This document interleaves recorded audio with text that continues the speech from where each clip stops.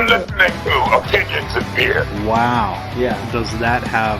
That has a whiffer? Robot voice because of... Thick and dark looking? It looks... Put a lot of oxygen into the fermenting yeast, they go aerobic and they start multiplying. Great American Ale off, but I don't want to drink a bunch of American Ales. Cause of death. Dun dun dun. It tastes worse than Bud Light. Straight up 10.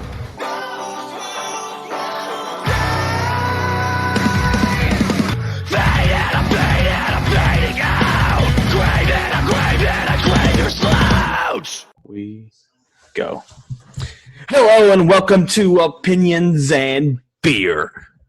I'm your host, Adam. We have Ed Ray 1416. Hello. Ed Ray, today we have a fun episode. It's wrestling. It's wrestling time. It doesn't feel like wrestling time because of all the madness happening in the world right now.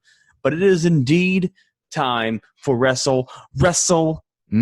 It's WrestleMania season. Now, Ed Ray, I originally had something planned for this episode. I think I'm gonna save that, and maybe we should do some. Maybe I'm out of a job. I'm out of a job right now, and so maybe Sunday we could do a live stream for. I'm gonna live stream on YouTube for maybe Saturday and Sunday we could live stream during WrestleMania, and we can do some of those. We can do some segments during those live streams on YouTube and whatnot. So listeners out there, find us on YouTube because we're going to be doing, if you like wrestling, we're going to be doing some live streaming wrestling segments on YouTube for WrestleMania. That sound good, Ed Ray? Yeah. However, we are keeping it in theme this week. This week is all wrestling, WrestleMania weekend.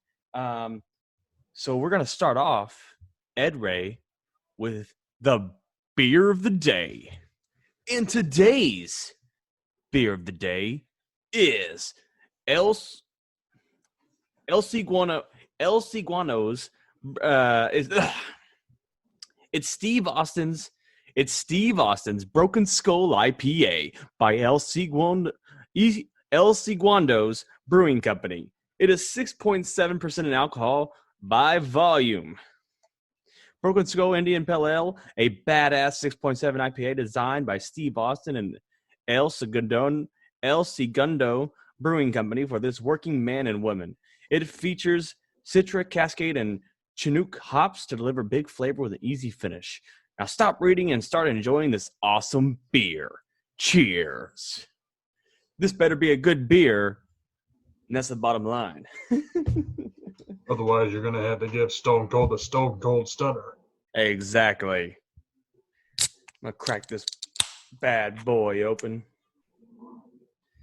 Oh, Ed Ray, can you believe that Stone Cold came up with a beer? Well, that's because he loves beer so much. He's more of a beer enthusiast than you are. Did you see when I first posted? When we posted the Opinions and Beer Twitter account, posted that we purchased the beer, and Stone Cold responded with a cheers. Stone Cold himself replied to Opinions and Beer. You know what that means, Ed Ray? That means Stone Cold Steve Austin knows that the Opinions and Beer podcast exists in this world. Question is, are you going to get 1 million downloads? Am I making it? No. Maybe one day. We try Maybe to get after this podcast, you'll get his attention. Perhaps. So I'm pouring this beer. It's got a nice little head on that. Oh, look, it's disappearing sometimes. There we go. Right there. Be sure to get the can in there. I have to put it right in front of my face. That way it doesn't. Oh, El Segundo. Yeah, you had a tough time reading that one. El Segundo. Yeah, Brewing Company. Broken Skull IPA. Now I'm going to it smells rather great. It smells like the best IPA in the world. This may be, let's try this beer. You know what, Ed Ray? the style of IPA is actually the style that I don't really like usually. But the way they brewed this one, it's like literally right there on the cuff of it. Like when I say the style, I mean there's certain flavors in there that I taste that are usually in IPAs that I don't like. However, this beer is done so smooth and it's not overly bitter that those flavors are actually decent. Those flavors are pretty good in this beer. I mean, this is a solid drinkable beer. I mean, the hops are there just enough, and just the more earthy flavor that I'm getting from it is it's subtle, but it overpowers the hops comparatively when these kinds of IPAs, the hops overtake that earthiness and it makes it taste like bitter dirt, where this tastes like it tastes like good dirt. Good.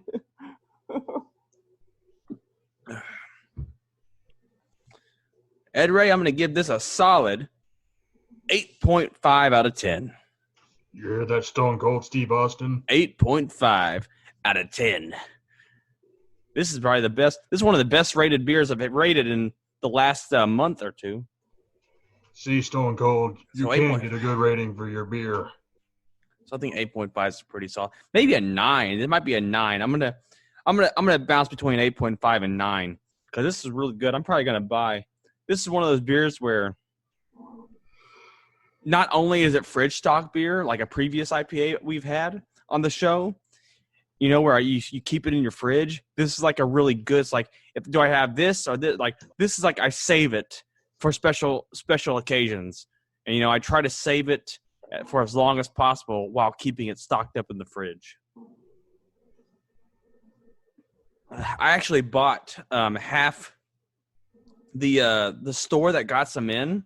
They were the only store that got in the Broken Skull IPA, and they bought one case, and I bought half their case. So some people went there looking for it, and they only found one 6-pack or one 4-pack left. I'm like, I'm sorry, I bought half of it. I bought most of the beers. I bought like all of it. So now hopefully they get more in. Hopefully they see that there's a big demand for it. Because I'm definitely gonna stock up. I'm gonna have to go by there and see if they got more and stock up. So Ed Ray, we were originally going to go over and talk about the top 10 WrestleManias of all time. But I think we're going to hold off on that. We're going to make this whole week WrestleMania. We might do some extra episodes on non-podcast days and whatnot, and just we'll have to come up with something. Like I said, more of the Saturday, Sunday. We might do an off episode on Saturday, and then obviously Sunday's a regular episode. Usually, we might make Thursday, Friday, Saturday, Sunday. We might just make an entire WrestleMania weekend podcast event out of it, and just we'll produce content the whole weekend. Obviously, this episode is airing Thursday, so that means we have a Friday, Saturday, Sunday episode to do. Saturday and Sunday will be live streamed. Friday, we may pre-record Friday's episode. Really depends on what happens tomorrow and the rest of the week. What's today? Today's Tuesday. Usually we post an episode on Tuesdays, but this episode is being posted Thursday. Okay, good stuff. Anyways, Ed Ray, instead, we are going to rank and rate. I have a tier. Can you see my screen? I can see the screen. Okay, we are going to rate and place on tiers the because I have Stone Cold Steve Austin's beer. We are going to rate Stone Cold Steve Austin's WrestleMania matches, all 7 of them. Did you know he's only had 7 WrestleManias? It's only because Stone Cold didn't have enough time to wrestle for a whole lot of WrestleManias because of that stupid neck injury he got from Owen Hart. Oh, yeah. Yeah. It made him retire in 2003 because had it not been for that injury, Stone Cold would have wrestled up until 2009. That is true. That is true. I often think about what would have happened had Stone Cold been able to just keep going. I mean, like, what do you think would have happened had he not left the company and went against Brock Lesnar back in SummerSlam instead of The Rock? Oh, would have been pretty good. I mean, a SummerSlam match would not be sufficient, I'd have to say, if Stone Cold didn't walk out in 2002. It would have been a good long build to WrestleMania 19. That should have been the match right there. Well, you see, he admitted that he walked out because they wanted to put. It wasn't supposed to be The Rock versus Brock Lesnar. That was supposed to be the Mania match. So they had to replace The Rock. They replaced Stone Cold with The Rock, and so they had The Rock face Brock Lesnar at SummerSlam instead.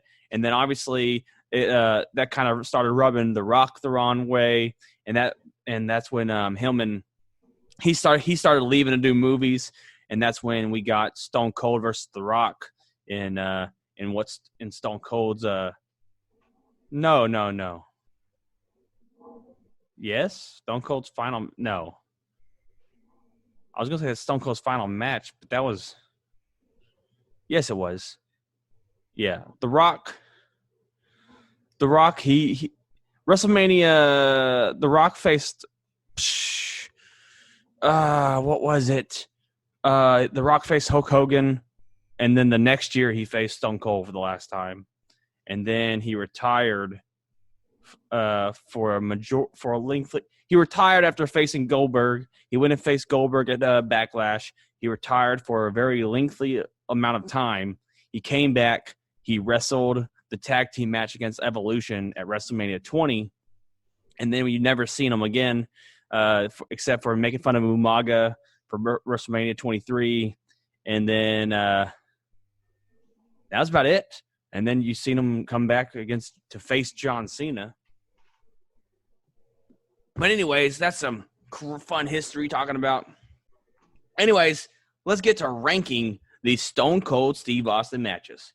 First up, we have his first match at WrestleMania 12. It was Stone Cold Steve Austin versus Savio Vega. Ed Ray, where would you place that match? Would you give it a grade superior, A, B, C, or D? And the S is for superior, and then you have a grade of A to D. Oh, I got to give that match a D. Give it a D. You're saying his first WrestleMania match was not that good? Well, because of Savio Vega, he's a piece of crap in the ring. He's not believable. He was not a believable opponent for Stone Cold, believe it or not. I don't really know much about him. What led up to this feud?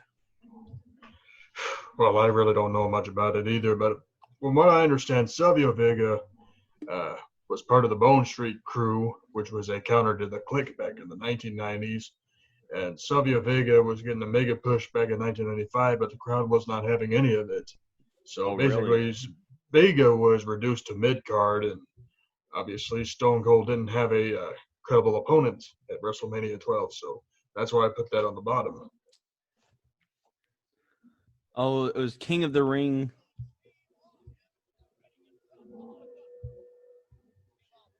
Oh, this was back in 1996. Yeah, incidentally, Savio Vega was getting pushed at the 1995 King of the Ring just to lose to King Mabel. Oh, really? Mm-hmm. So this was Stone Cold's first feud, and it was a terrible one. Oh, look, he beat him.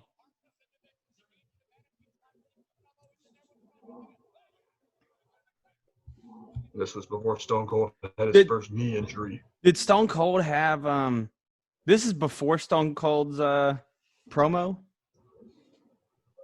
Yeah. His promo was at King of the Ring when he won it. Oh, so he wins. He didn't win this match though. Look. One thing I could say about Stone Cold was that after his feud with Savio Vega came to an end, everything would be all right. Recording.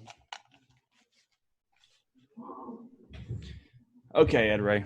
I'm going to have to figure out a way to – I don't know if I'm going to edit that, but I'm going to try at some point. Because I know we're using a different way to record right now. Anyways, so yeah, dude, that's so King of the Ring. So I guess he beats Savio Vega at King of the Ring. He wins King of the Ring, and then I guess they conclude their feud at WrestleMania. Is that what happened? I think it went on after WrestleMania into King of the Ring, and it was just a mess. Oh, WrestleMania was before King of the Ring? Yeah, didn't you know that? No, my bad. I thought that. I guess I did not know. That was okay. Yeah, yeah. So WrestleMania happens. He beats Vega. Their feud continues. Into King of the Ring. Stone Cold. He wins King of the Ring, and then I guess he goes on to feud with. Does he feud with Shawn Michaels next? Well, he feuded with Bret Hart first. Oh, okay. So that was 12. So WrestleMania 13. Here we are. He goes into a feud with Bret Hart after that. Him and Bret Hart have what many consider one of the best matches, if not the best matches in WrestleMania history, and that was Stone Cold versus Bret Hart at WrestleMania 13. What would you rate this match on this board right here? Superior? Obviously, it's got to go to Superior. I mean, Superior. What match can top that? I don't know. I think that's a fair point, Ed Ray. It's Well, think about it. This was Stone Cold's only 5-star match in WWE because you had a compelling storyline, a great build-up to the feud. It was an intense match, and the story was being told excellently. and it's And one of to the even add to that, Stone Cold turned into a tweener instead of an outright heel, while Bret Hart evolved from a babyface and then turned heel. Yeah, so I mean, this is one of the only times I can remember where a successful double turn has happened. This feud was so hot that Bret Hart wanted to drop the title to Stone Cold at Survivor Series 1997, but that wasn't the case because of Shawn Michaels. Oh, jeez. So do you remember any other time where a double turn happened that was as successful? I think Jake Roberts versus the Honky Tonk Man at WrestleMania 3. Oh, so it's been, but I mean, this is WrestleMania 13, so that's 10 years. So it took 10 years for them to recreate something like that in a modern setting, and the modern crowd, slowly became more and more. I feel like crowds became harder and harder to please as time went on. That's because the crowd got themselves sobered and smartened up for the business. Oh, because they were on drugs when Hulk Hogan was wrestling. Okay, they were like, "Yeah, I'm on acid, man. Thank you, Hulk Hogan. I'm a real American." Whoa, whoa, whoa. Then 1991. Whoa, Bret Hart is so good. Why was I cheering for Hulk Hogan again? And then when do they? When does this happen? Is this 96? WrestleMania 13 was in 1997. Oh, 97. My bad. So 97, they're like, "Oh, F Bret Hart. Bret Hart's Canadian. We want an American badass." No pun intended for The Undertaker. Do you see that? Do you see that Undertaker's going to be, it looks like he's going to be the American not American badass, but maybe Big Evil when he faces AJ Styles? Let's hope it's a good match. Yeah, well, it's going to take place in a graveyard. It's not going to take place in a ring. It's going to take place off-site in a graveyard. All right. That's interesting. Anyways, moving on, and then the following year, I believe it was the following year, Stone Cold, he's red hot. He just became babyface. He goes, I guess Bret Hart leaves at, was that SummerSlam or Survivor Series? What Bret are you Hart. talking about? When does Bret Hart leave the company? Survivor Series 1997 because See? of the Montreal screw job. See? Okay, so 97. So then 98 rolls around, and Shawn Michaels about to leave because he's being a pompous. And so we have Stone Cold Steve Austin take on Shawn Michaels in what many thought to believe Shawn Michaels' last match. Is that right? Up until 2002 because of Shawn Michaels' back injury and drugs. Yeah. I mean, let's face it. If Shawn Michaels did not have that back injury, then he would have been dead by 1999 because of all the drugs that he took. So where do you rank this match? This Stone Cold versus Shawn Michaels? A C. A C? Oh, you didn't like it? It was a passable match. I mean, the story was okay, but Shawn Michaels being in pain and wrestling with a back injury and being doped up because of it, it really didn't make the wrestling match look credible. It was only good because Stone Cold won his first WWE title. So next up we have the first time that The Rock and Stone Cold went against each other. Where would you rate that match? I really don't remember which match was it that The Rock sold the stunner like so crazy where like hopped in the air. I'd have to say WrestleMania 17. It was the 17 match. Was that their first? That was their first encounter. I can't remember what their first encounter was. Their first encounter in general was back in 1997 when Stone Cold was fighting for the Intercontinental Championship. Let's see. They wrestled at 17, 19, and did they wrestle at 18 or 16? 15, 17, 19. Oh, they did 15, 17, 19. Okay. So WrestleMania 15. Where would you rate that? I guess it's going to have to be a B. A B? Okie dokie. WrestleMania. And then we got WrestleMania 15 as a B. Stone Cold Steve Austin faced off against The Rock at WrestleMania 15. This was a no disqualification match. Mankind was the special guest referee for the match.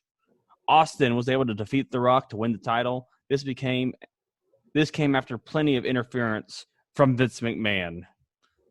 Oh no! And that is the reason why the first confrontation was not as eventful as, let's say, 19. Well, is that when Stone Cold turned heel? No. Oh, I thought Stone Cold. I thought Stone Cold became like Vince McMahon's friend or whatever. That was 17. Damn. Then why did Vince McMahon help Stone Cold win in that? And let's see. Stone Cold Steve Austin faced off against The Rock at WrestleMania 17. This was a no disqualification match for the WWF Championship. Stone Cold ended up winning after about 28 minutes. The show ended with Stone Cold shaking hands with Vince McMahon. But Vince McMahon, I guess, helped him win twice? Or was Vince McMahon trying to help The Rock win in the first time? He was trying to help The Rock win in the first time. That was why it was not such a good thing because of the constant interference and constant skull bashing, etc. Oh. So where do you rank their second matchup at?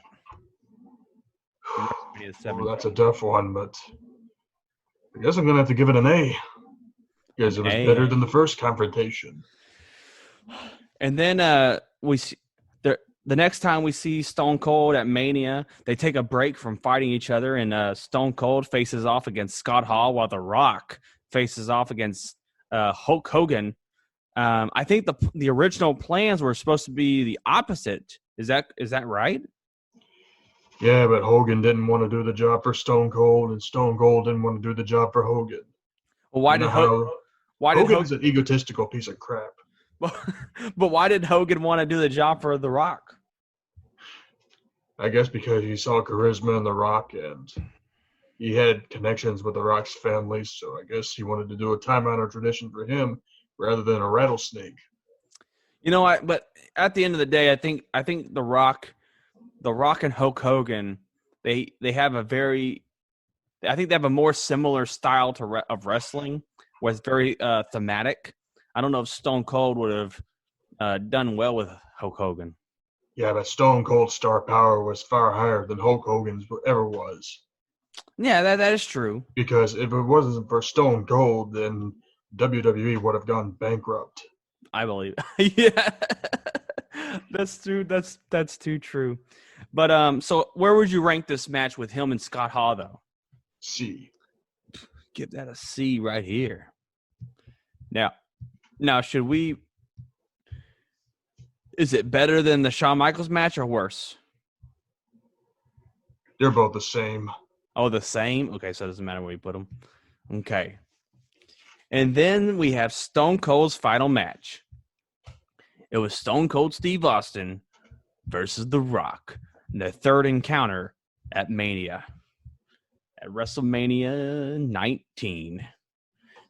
Stone Cold Steve Austin faced against The Rock at WrestleMania 19. This was their third and final WrestleMania match against each other. The Rock ended up winning after about 18 minutes.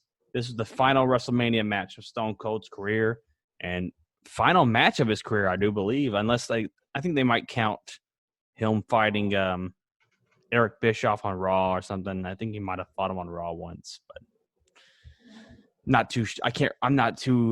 my memory's faded, Ed Ray. I have a bad memory. I've come That's to what terms. happens when you drink so much beer. Yeah, says you. So where would you rank Stone Cold's final match against The Rock at WrestleMania 19? It's got to be an A. Got to be an A. Is it better or worse than their second encounter? I'd have to say it's better because there's a clean ending this time. Okay. There are no chair shots. It's a pure wrestling match. Tells a great story. Is that crazy that technically both of Stone Cold's both matches where Stone Cold won, there were shenanigans in place, and then the match where The Rock won, it was clean? Oh, yeah, it was Stone Cold's only clean loss in WWE. Oh, really? Jeez. You think you'd have Wait a minute. It was his first clean loss since Bret Hart pinned him in Survivor Series 1996. Okay. Yeah, that's what I say. Him. How? There's not that many wrestlers that have these lengthy, no clean loss, victory type things. Like Undertaker, for the longest time, he never lost. He would never lose clean. It was always like a dirty tactic if he lost, until Brock Lesnar squashed him. So I guess that was the tipping point where Undertaker could lose clean is if Brock Lesnar squashes you, then you can lose clean to people. I don't know. Has Randy Orton ever beat Taker clean at non WrestleManias? Could have been on a SmackDown before, but I can't remember. I know. I can't remember either. I feel like, I've been rewatching a bunch of old wrestling, Ed Ray, especially JBL. JBL was kind of a boring wrestler, but he was in some crazy matches. Well, there's only one match that comes to mind, and it's JBL versus the Blue Meanie. Especially when JBL gets his skull bashed in by Stevie Richards. Dude, you know how much, JBL is in he's in the most bloodiest matches of WWE history. I mean, just whether it was his own match with the Blue Meanie or his match against Eddie Guerrero. Yeah, him.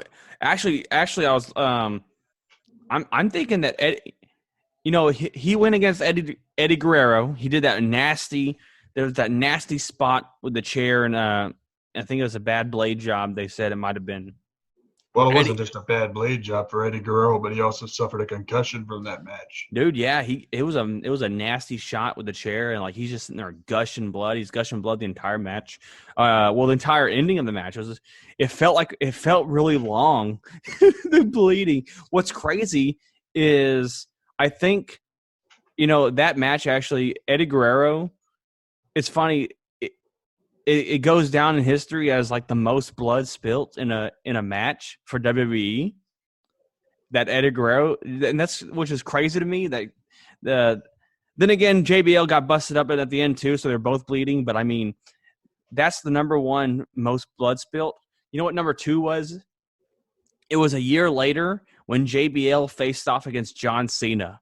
And in that I Quit match. In the I Quit match, that's the second.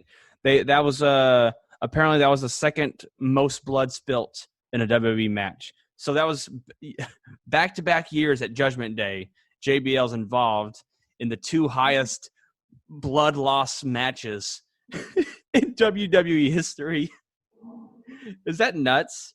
And then after that is like it was like Triple H and Cactus Jack at a No Way Out 2000.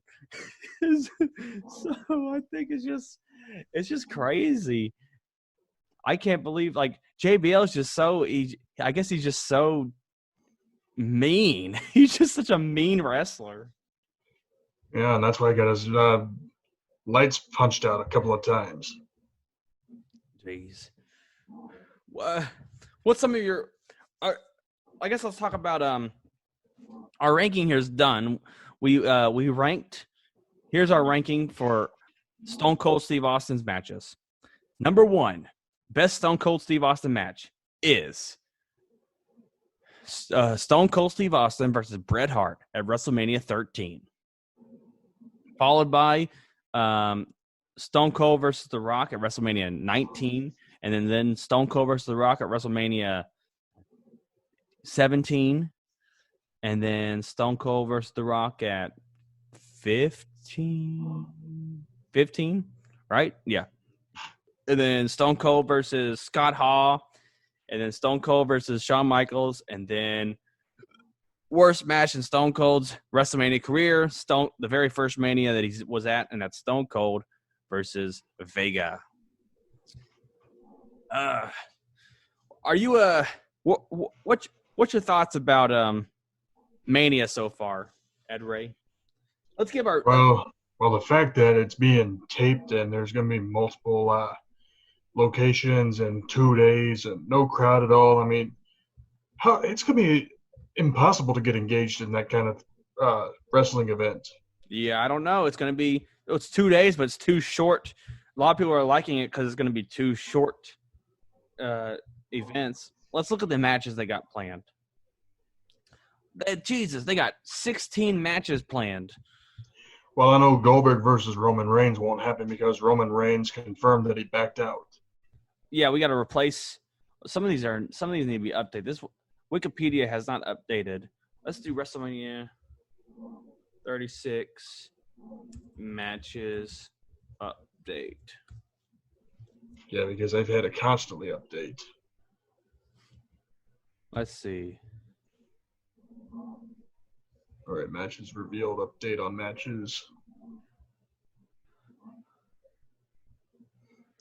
Oh, they have not confirmed. Nobody's confirmed Braun Strowman. It looks like it's just rumored. If Braun Strowman wins the Universal Championship, we should riot. But look, they're saying that it's still not that people are just speculating Braun Strowman, that it's not a guarantee that it's going to be Braun Strowman. Well, let's hope it's not, because he deserves backlash for what he said on social media about independent wrestling. So we have so who do you think is going to win? Roman Reigns' replacement or Goldberg? Goldberg, obviously, because he's not going to drop the belt to anybody. He has to drop it to Roman Reigns. How crazy is that like Bill Goldberg gets an extra month as champion because of coronavirus? They might as well save the Goldberg versus Roman Reigns match for SummerSlam. Or when this is over. We don't know when this is going to be over. Or I hopefully, let's say SummerSlam. Hopefully SummerSlam, all this is over. They can do Goldberg versus Roman Reigns. You know what? That sounds that sounds like a SummerSlam match anyways. If you think about it, spear versus spear, that's very summery and kind of hokey. It's very it's kind of like the Icon versus, it's kind of like, Hulk Hogan versus Shawn Michaels, Icon versus all those weird matches they do at SummerSlam. Well, let's hope when Roman Reigns versus Goldberg finally happens that Roman Reigns doesn't oversell like Shawn Michaels. Right. I still think that's the funniest shit. When Shawn Michaels would oversell for Hulk Hogan, it pissed Hulk Hogan off so bad. He like, what the fuck you doing? We don't see too much overselling nowadays. That's just funny. Anyways, we got the Raw Women's title match, which may, because Roman Reigns is being replaced, that may headline Saturday night, they think. Shayna Baszler versus Becky Lynch. Who do you think has got that match? I'm hoping Shayna Baszler wins. But I just don't know if they're going to switch. I don't know if they're going to do title changes at Mania, dude. I don't know if anyone. Because with no crowd, I mean, what's there to celebrate?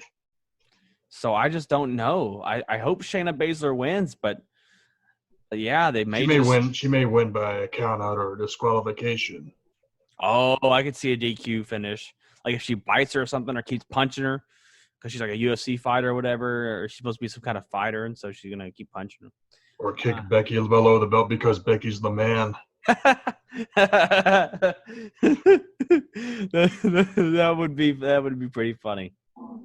Then we have the Firefly Funhouse match. John Cena versus The Fiend. Now this is being filmed off location, and this is one of the many matches that are going to be filmed off location. Who's winning this? I'm gonna have to say Bray Wyatt.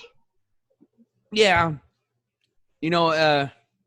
these This could be the best match for WrestleMania. Yeah, I think a lot of these off location matches, I think they're going to be what makes this WrestleMania special. I think all the regular matches are going to be dull. Maybe John Cena versus The Fiend should close Saturday. Wouldn't that make sense to have all just like the regular in-house matches go on and then have like the specialty match close, just so it's like it ends on a cinematic note instead of just ending with no crowd. I think they should end WrestleMania with these specialty matches. So I think John Cena and The Fiend should close Mania, to be honest. All right. Anyways, Kevin Owens versus Seth Rollins.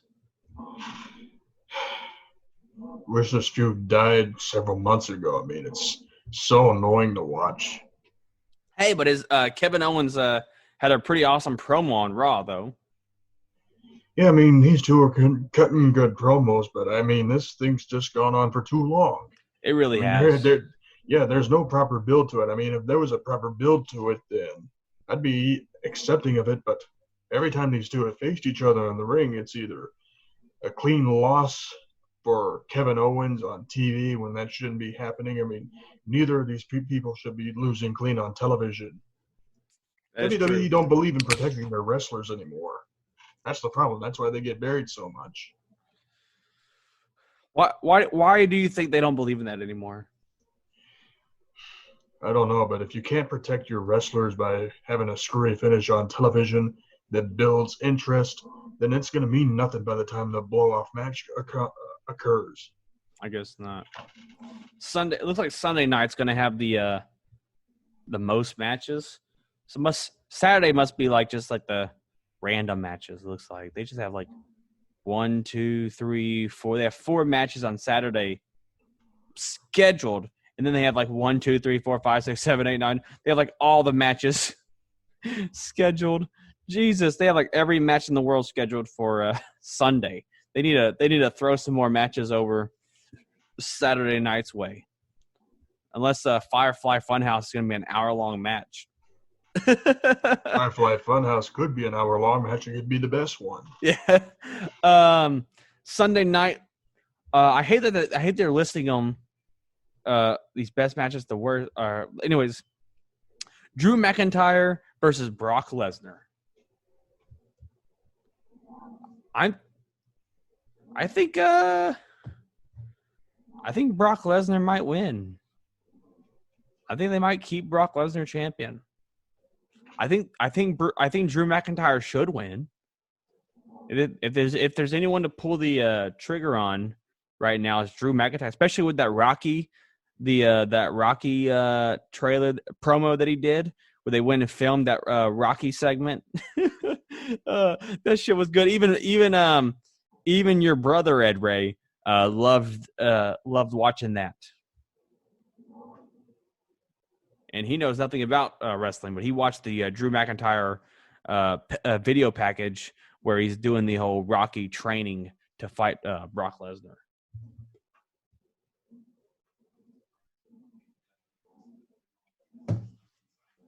Anyways, what are your thoughts on this match? As much as I want Drew McIntyre to win, sadly, it's going to have to stay on Brock Lesnar because, again, there's no crowd. I mean, if you're going to have Drew McIntyre win with no crowd, that's not a good storytelling. Well, you see, they have ideas to live stream the crowd, where they're going to have people you can like tune in and live stream yourself reacting to the matches. Well, it really doesn't matter. I mean, if there's no crowd in attendance, then if you win a championship that's supposed to mean a whole lot to you, then it's kind of worthless. It's meaningless. Yeah. Because with no crowd, who's going to talk about it in the long run? I guess you're right, but we'll see what happens. We'll see what they try to do.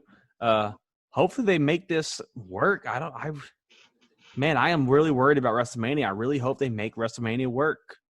They're gonna do their best, I guess. Next up, we have the NXT Women's Title match: Charlotte Flair versus Rhea Ripley.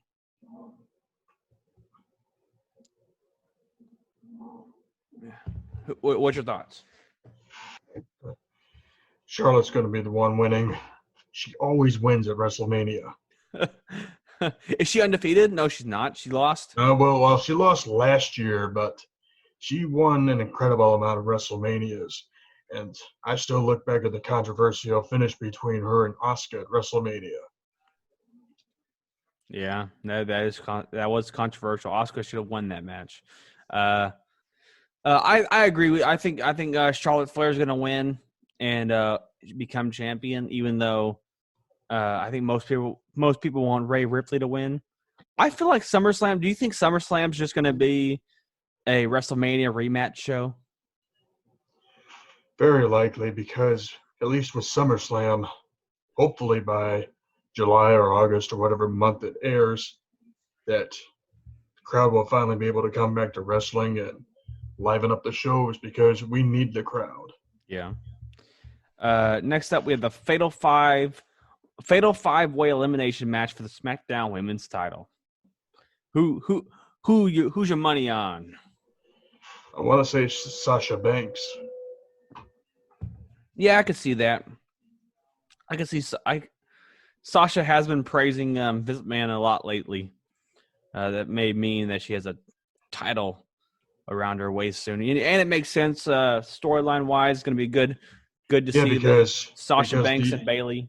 Yeah, the Sasha Banks and Bayley feud should have been around for quite a long time. Wait, I got a message from somebody. What's up? Yeah, it looks like a television station. I'm going to read that online. I'm going to read that. Unless people see that hey, no one steal my porn information. No, wrong one. Wrong porn information. What are they saying to me? Hey, Adam, thanks for reaching out. Oh, no, this was old.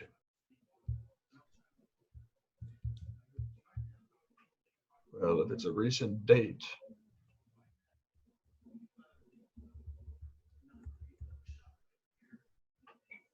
I sent this a long time ago. They're just now. I already sent this. Oh, CC guidelines. They must have sent me it twice. Oh, they must have. They didn't know that I already got the email, and so they sent it again in hopes that I'd reach back out. I guess that's fine. We'll figure something out with them. Anyways, guys, we may be doing a show live on the. Oh fuck! What happened to my stuff? Did I exit out of it? New. Oh, where'd the matches go? WrestleMania 30 matches update. Where'd my matches go? I'm trying to talk about WrestleMania. Damn it! Wanted to read that online. We're keeping it very potty, Ed Ray. Very potty episode. Obviously, there's video now. We are uploading the video onto YouTube as extra content for people who can watch and see the magic at work. So that's what we're doing. We're uploading the video. We're still on audio on all iTunes, Google Play, Spotify, iHeartRadio. We are everywhere. Every freaking where. Anyways, I agree, Sasha Banks. Next up, we have the Raw Tag Team titles. Angel Garza no. This is wrong. This wasn't updated, huh? Andrade has just been pulled due to an injury. Yeah, who'd they replace with him? Wish I could tell you. No, it's an NXT person. Fuck. It's actually a new NXT person. Raw Tag. Oh shit. No. Why is it trying to do that to me? Okay, look, it was there. Okay. Raw Tag title, WrestleMania, NXT. Where is it? Where is it? Why aren't they updating this stuff like they're supposed to? Like, nothing's being updated. Nothing's being fucking updated. But the NXT guy, Austin Theory. Okay, apparently, who's Brock Lesnar's manager? Paul Heyman. Apparently, Paul Heyman sees something in Austin Theory, and so they called Austin Theory up from the NXT. I think Austin Theory has been in NXT for maybe like a month, maybe a month or 2 months. But Paul Heyman sees something in him, and he pulled some strings and got him called up to the main roster to be in this tag championship match for Mania. So we have Angel Garza and Austin Theory versus the Street Profits. Who's going to win this match? I'm going to have to say Garza in Theory. I know. I think they're going to have him win just because it's thrown together and make it like, oh, look. Well, not to mention Garza and Theory have charisma, while Street Profits are just a bunch of jokes. Are they jokes? Yes, they are. Who's better, Street Profits or Crime Time? Crime Time, because they had charisma. Oh, you know what? You're right. I thought you were going to say that. I mean, you remember JTG and his match with Santino Marella where he oversold the Cobra? Yes. Yes. They were great. You know what? Yeah. That's why I was watching Crime Time. They were like with the Godfather or somebody at one of these WrestleManias. I was watching WrestleMania, an old one. Crime Time was in it, and I was like, man, Crime Time was so fun. They were so fun to watch. It sucks that the Usos have stolen their gimmick. The Usos have stolen Crime Time's gimmick. But I do miss Crime Time quite a bit. I miss them. I think they could have made a decent faction with R-Truth at some point. I think R-Truth could have made a pretty good faction with Crime Time. That's just my opinion. Okay, next up we have the Intercontinental title match, Daniel Bryan versus Sami Zayn. This is a dream match for some people. For a lot of these smart marks A lot of the smart marks, this is a dream match. Who This do you would easily be the match of the night if there was a crowd at WrestleMania. I So know. this is a huge injustice that they're wrestling in front of no crowd. I know. This is pretty insane. Before the IC If title. there is anybody that could bring prestige to the Intercontinental title, it's Daniel Bryan. I mean, it looks like Braun Strowman just isn't getting his rematch. Is that what happened? He didn't get a rematch? No, he didn't, and he deserves no rematch because of that stupid thing he said on social media. Oh my goodness. You gotta separate a TV show for the real people. So who'd you say was gonna win this? Bryan or Sami Zayn? Oh, I'm going with Daniel Bryan because there's no way Daniel Bryan cannot win this title because this is a very important thing for him. No, I think his partner turns on him and he loses. Who's his friend that's exploiting the weakness? They had a really good match at Chamber. Drew Gulak. Yes, I think Drew Gulak turns on Daniel Bryan, and Daniel Bryan loses, and it's gonna continue the feud with him and Drew Lack. Or maybe Drew Lack accidentally screws Daniel Bryan over, but they'll later find out that he's really a jerk off. It's got to happen. It's got to happen in some way like that, where they build up this where Daniel Bryan and him and Drew Lack, they're still going to be buddies or whatever, even though he screwed over the IC title match. But we'll see. I think I'm going with Sami Zayn. I'm going to say they're going to keep the title on Sami Zayn.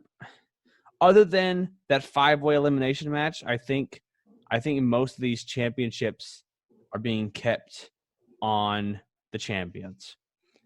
Except just about everybody. Even Ray, I'm going to say Ray. I'm changing my vote to Ray Ripley. I think all the champions retain except for the elimination match, and that's it. So then we have a triple threat ladder match. But the Miz apparently sick. It might have coronavirus. So the Miz, the Miz is the reason why Roman Reigns pulled out of WrestleMania. Yeah, so because he showed up to work sick, and Roman Reigns has a compromised immune system. So this may be a triple threat. This might be a triple threat singles match for the tag team titles. What would you think about that? What would you think about John Morrison versus one Uso versus one New Day member? Well, I've seen this before, in a ladder match on Raw in 2003 when Kane and I think the Hurricane or somebody else was his tag team champion, but his tag team partner, but Kane's partner was out of commission, so he ended up wrestling the ladder match against many other tag teams on his own. Oh, and he ended really? up winning it. So it is possible that Morrison could win this match on his own. I think this would be the big push for Morrison. I mean, Morrison just came back. They've kind of lost a bunch. They're not really doing that hot on TV matches. They won a few matches, and then right when they become champions, they then start losing all their matches. So what's up with that? But I think John Morrison. They were saying they were going to make a triple threat singles competition where just one of each member is in the match. But if it's only John Morrison versus two tag teams, and then John Morrison wins, that puts John Morrison over so freaking good, especially coming back, and it's going to put him over. And if they have a good, God knows John Morrison and Kofi Kingston, especially John Morrison and Kofi Kingston, can make this ladder match special for what it is in front of no audience. This ladder match, I think the ladder match is going to be, it's going to be hard to beat as far as match of the night if they do it proper. It's hit or miss, right? Because the Usos are kind of the Usos are kind of stale. They're kind of boring. They're kind of they're very super kick oriented. They do like one move. You know what I mean? So it's kind of hard to just say that this is going to be. It's a hit or miss. This could be the match of the night, or it could be, passable. So yeah, I'm going to go with John Morrison winning as well. Did you say John Morrison? Yeah. Okay. Next up, we have the women's tag titles: Nikki Cross, Alexa Bliss, and Asuka and Kairi Sane. What's your thoughts? I'm gonna have to say the Kabuki Warriors because Alexa Bliss and Nikki Cross, they're not good as tag team specialists. Yeah. I mean, Alexa Bliss is a lousy babyface, and Nikki Cross has potential, but she's being buried by doing this tag team match. Yeah. I feel like Alexa Bliss and Nikki Cross just aren't that great as a tag team, but they're good. They're good solos. Alexa Yeah, I Bliss. mean, Nikki Cross has a whirlwind of potential as a single star, but WWE constantly buries her. And Alexa Bliss is she's a solid heel.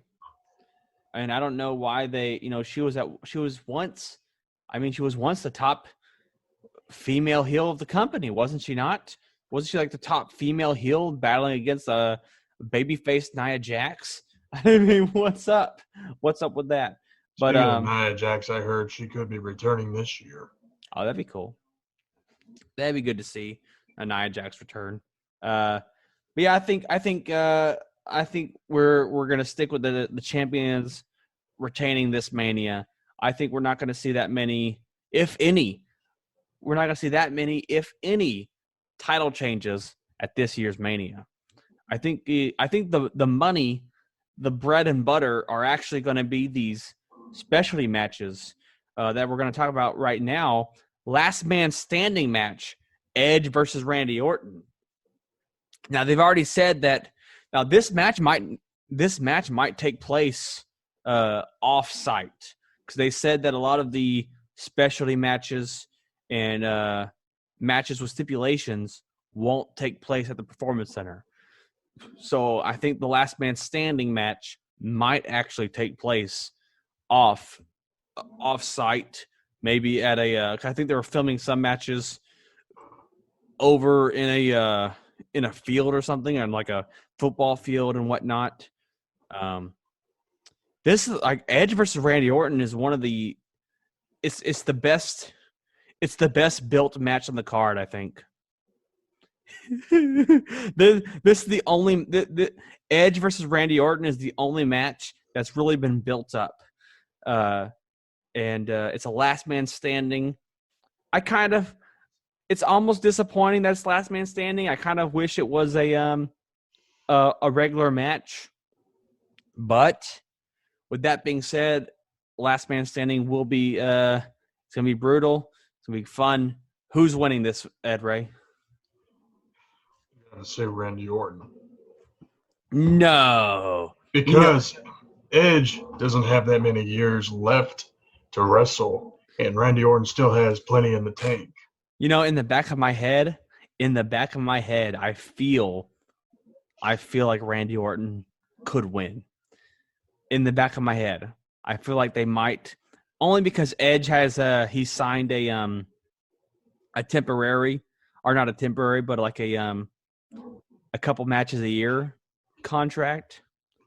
And with that being said, yeah, Edge could easily lose and then not show up for a while and then come back SummerSlam. Know what I mean? Yeah, I mean, if Randy Orton loses, then he loses his heat. And he needs Exactly. to have his heat in order to get over. Oh, man, I hate saying that. I hate it. I hate it, Ed Ray. Okay, fine, Ed Ray. Randy Orton is going to beat Edge at WrestleMania. But I think it's gonna be shenanigans. I think Edge is gonna get a pretty good beatdown on Randy Orton most of the match. I think Randy Orton comes out of nowhere with the RKO out of nowhere, and then he does some kind of shenanigans that a lot of last man standing matches have been doing lately, where like they tip tables over on people, or they fucking handcuff people so they can't get up. I think it's going to end in a shenanigans type of way if Randy Orton wins. I think if Edge wins in legit, where he just knocks Randy Orton out, maybe with a concerto. Randy Orton could do the concerto to Edge. That could happen. Get the 10 count. See, and that's why I pulled back from saying that triple threat would be the match of the night, because I think Edge and Randy Orton, I think it will be match of the night. I think Edge versus Randy Orton is going to be match of the night. That's going to be good match. Next up, we have the Boneyard match. We have Big Evil Undertaker versus AJ Styles. Who do you picking? Oh, it's got to be the Undertaker. Yes, I do think it's the Undertaker. I think there's some speculation. There's been some rumors that Michelle McCool might come in and hit AJ Styles with her finisher move, which is very similar to, which is basically the Styles Clash. It's called the Faith Breaker, and they think Michelle McCool might help Undertaker win the match. What do you think about that? Well, it'll be a cathartic ending to a feud that isn't as good as I expected it to be. It's not that good, you said? It's not really that good. I mean, name dropping people's real names and stuff like that. I mean, how's that supposed to get heat? Because it's real. It's a real life feud. Because WWE forgot to mention the Leigh McCool tag team in the best women's tag team. It's all AJ Styles. So basically, this is Undertaker's FU to WWE, huh? Is it? It might be. No, but I think this is like a weird way to incorporate Michelle McCool into Undertaker's life, because they never mentioned they've never mentioned Michelle McCool until literally recently. So I think the whole Michelle McCool thing and Undertaker mad at WWE, I think that's all a gimmick, and that's all playing into this storyline. So basically, this storyline is to honor Michelle McCool and bury AJ Styles at the same time. Nice. Yo, yeah. They're saying that the Boneyard, because this is a Boneyard match. Nobody knows what that is. So a lot of people are thinking it's gonna be a buried alive match, but inside of a cemetery. So instead of like a buried alive match at the Performance Center, it's going to be at a legitimate cemetery.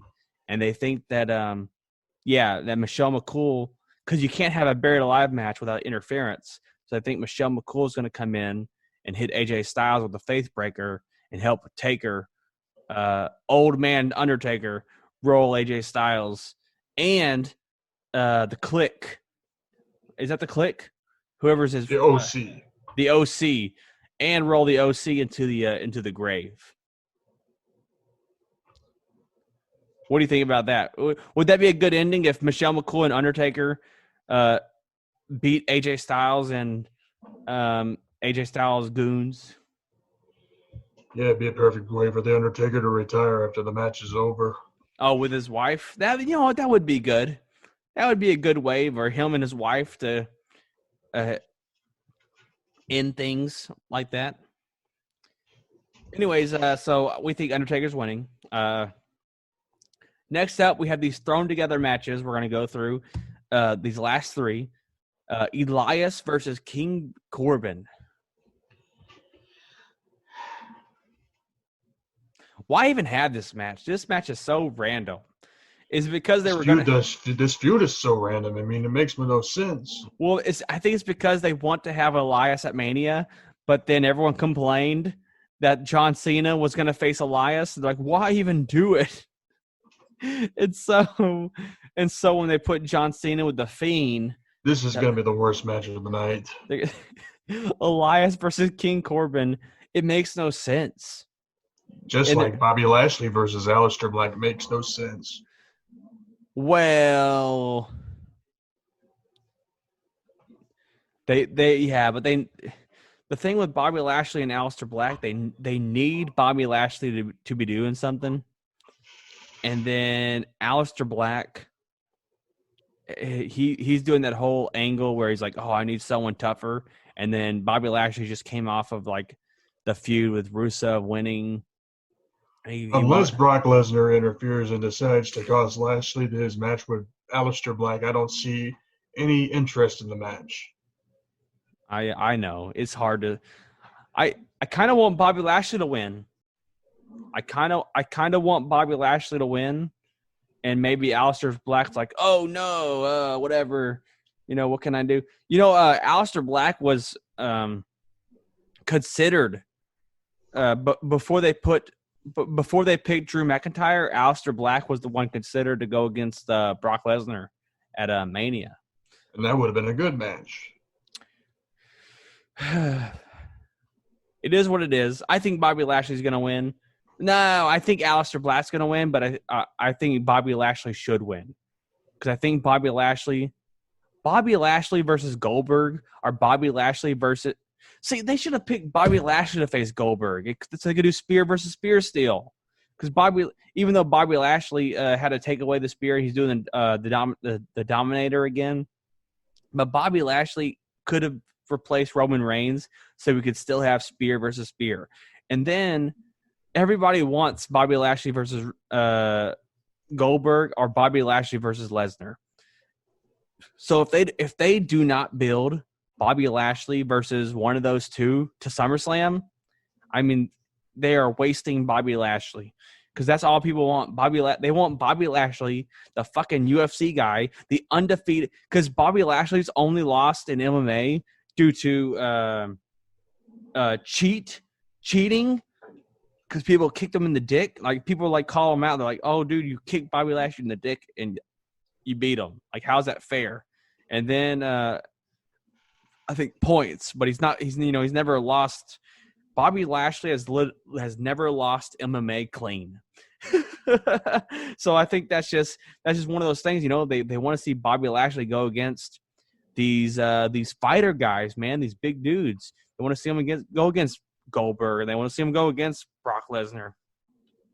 I think they're wasting.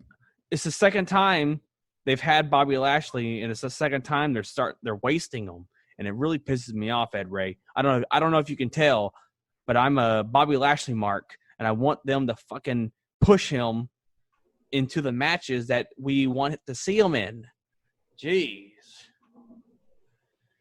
Do you have any comments or thoughts on Bobby Lashley in general? WWE needs to go ahead and pull the trigger by having Bobby Lashley versus Brock Lesnar. I know. At least it's SummerSlam if Brock Lesnar is going to lose the title to Drew McIntyre at WrestleMania.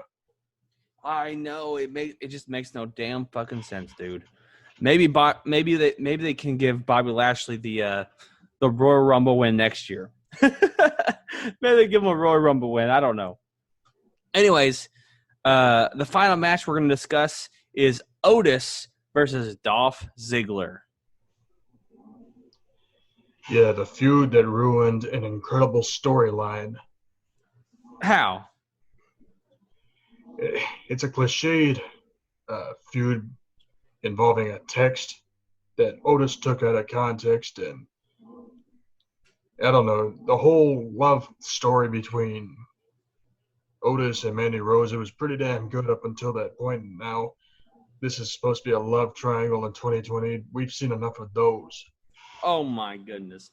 But this one's crazy. So do you think they're gonna pull a Chris Jericho versus Christian? Yeah, possibly by having Mandy Rose side with Dolph Ziggler and screw over Otis. Well, no. Mandy Rose is walking. She's going to be in Dolph Ziggler's corner. They've already confirmed that she's in Ziggler's corner. Yeah, well. So I think, what if they give Otis? What if they make it a happy? What if they have Mandy Rose turn on Ziggler and go with Otis and help Otis get the victory over Ziggler? It would be good to see Otis and Mandy Rose back together, but that love story is pretty much dead in the water at this point, especially after Otis got buried at Elimination Chamber. He didn't get buried. He went through a fucking cave. Like he was the highlight of the men's rumble. I mean, the men's chamber. Yeah, but Otis and Tucker did not defeat the tag team champions. It don't matter. They were the highlight. They got over in the match. Yeah, but then the crowd died when Tucker got pinned.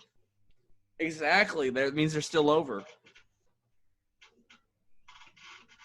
That means all they cared about was Otis and Tucker. That means Otis and Tucker are still they're still hot.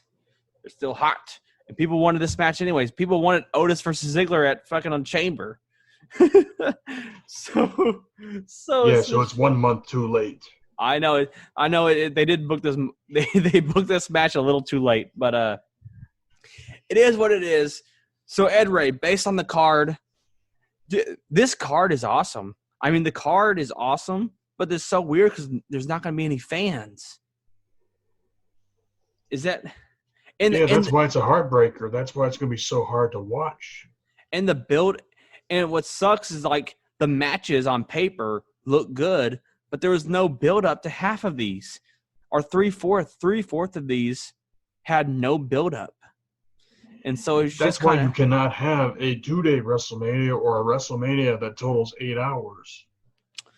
No, well, I think it's gonna be 6 hours total, 3 hours Saturday, 3 hours Sunday. They need to shorten it back to 3 hours in general, like in 1998. But then they'll lose their stars to AEW if they shorten it, because then they can't put everybody in Mania. Yeah, but the WWE wrestlers aren't getting paid as much as they would be paid. Yeah, you're right. Yeah, that's what Braun Strowman was saying, that they're not being paid the right amount or whatever, without the fans, of the merch sales and all that good jolly good stuff. Oh boy, Ed Ray, WrestleMania is crazy. We did a lot, Ed Ray. Today, me and you, we ranked Stone Cold Steve Austin's matches, and then we gave our predictions for WrestleMania 36, which is this Saturday, this Sunday. We will be live streaming the events, and talking and chatting and drinking, having fun, doing the Zoom stuff. I think this was good fun. This was a good, fun wrestling chatting episode, Ed Ray. Thank you, and thank you for sharing your opinions. Because your opinions are fine. It's all fine. Because all we have here are opinions and Stone Cold Steve Austin's Broken Skull IPA beer. We are a million and billion.